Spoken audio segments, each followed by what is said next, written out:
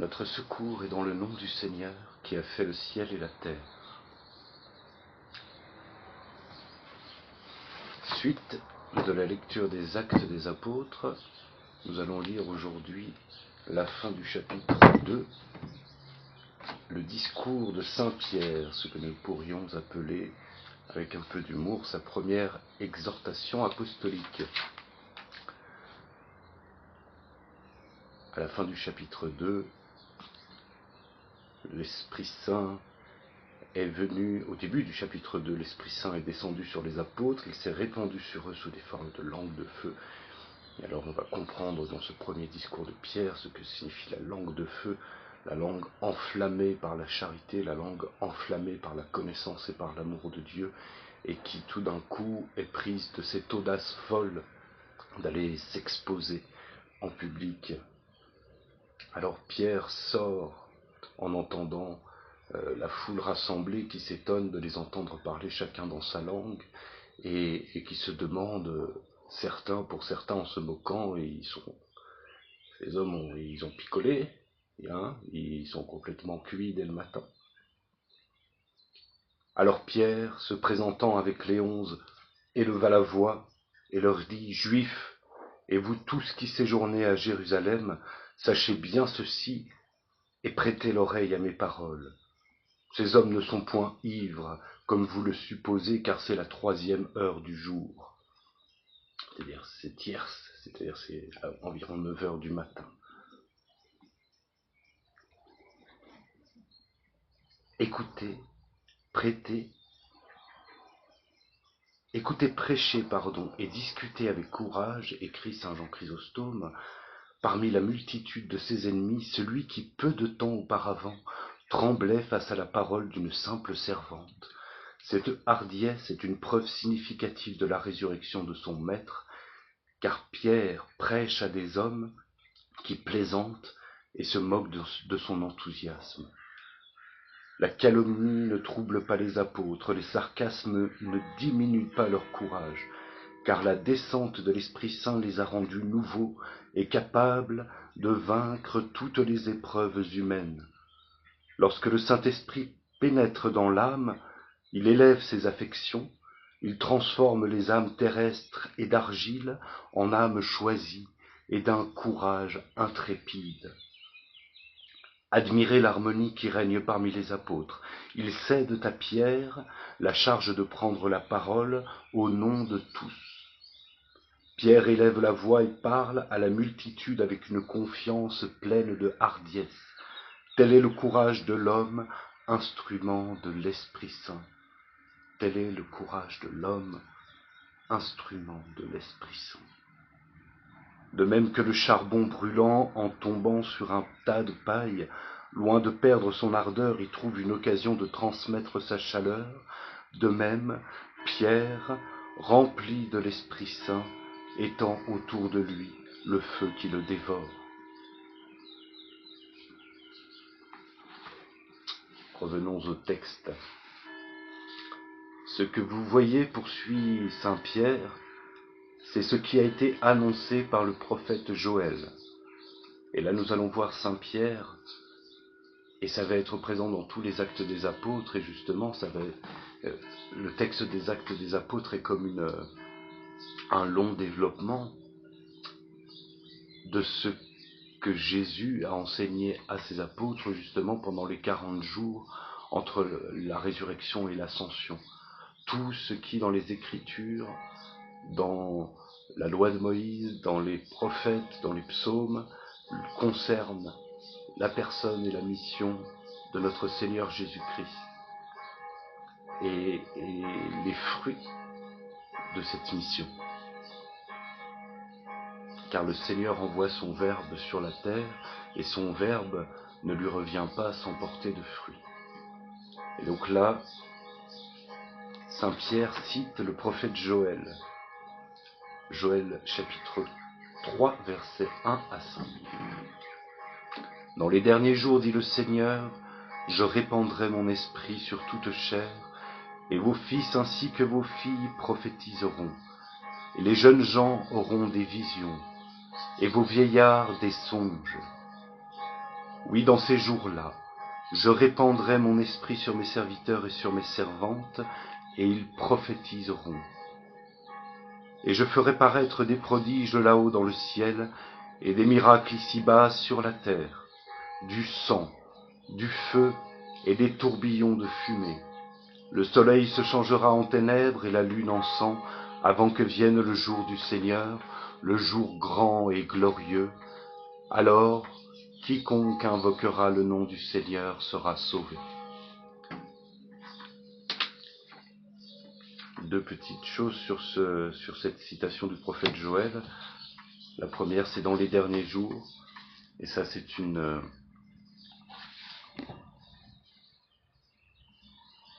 réalité, une vérité à intégrer pour nous surtout, qui sommes temporellement, historiquement assez éloignés de ce temps des apôtres, mais finalement pas tant que ça, de comprendre que à partir de la Pentecôte, vraiment, c'est la date qui acte ceci. Nous sommes entrés dans les derniers jours, dans la plénitude des temps, dans les temps derniers. Mais nous ne savons pas l'étendue de ces temps derniers. Et l'autre chose, c'est la dernière phrase, « Quiconque invoquera le nom du Seigneur sera sauvé ». C'est de l'eau.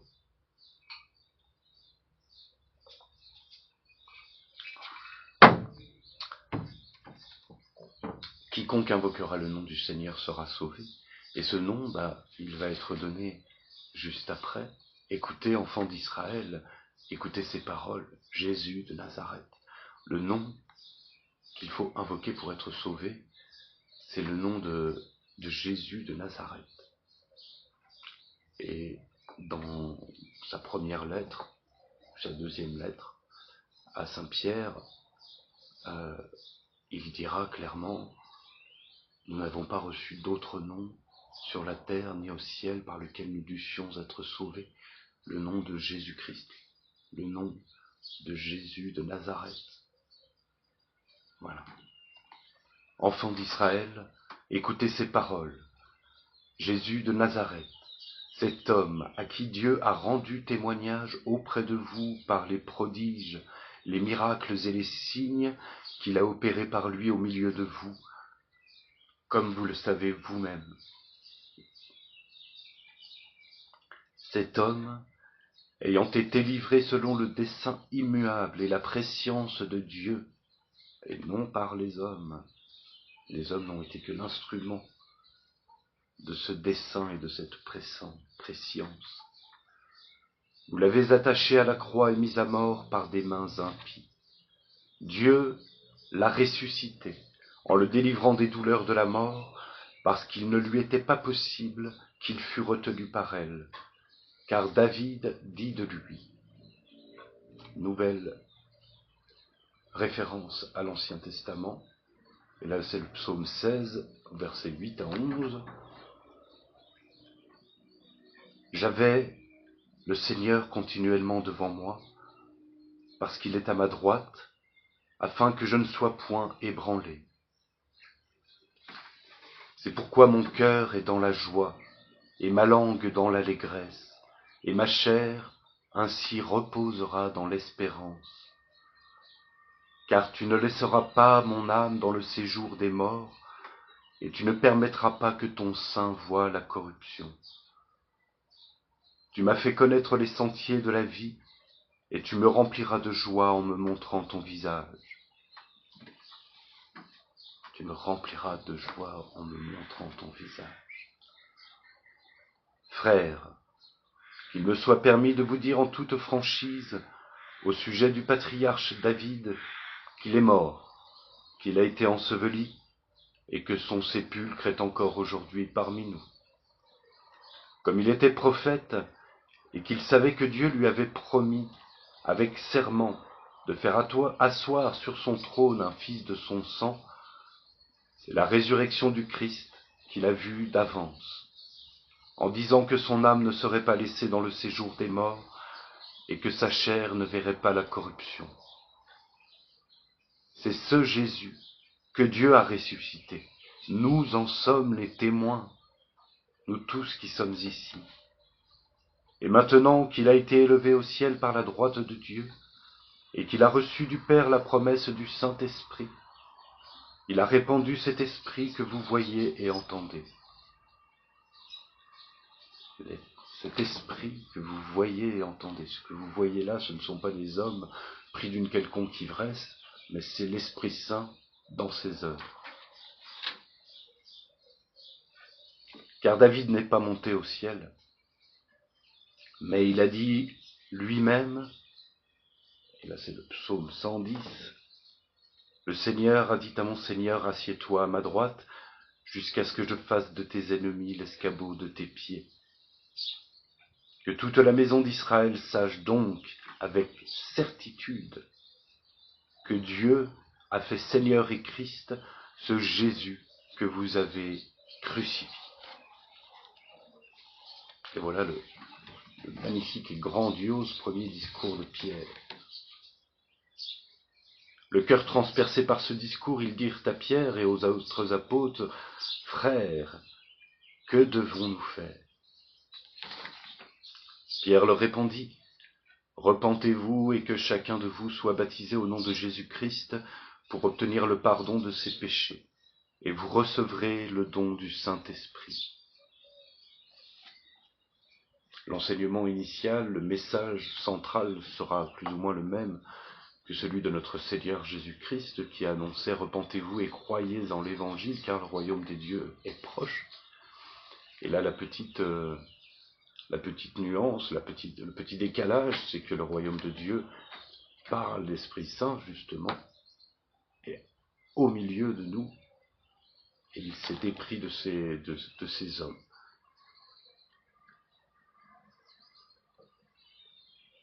Car la promesse est pour vous et pour vos enfants, et pour tous ceux qui sont au loin, et en aussi grand nombre que le Seigneur notre Dieu les appellera.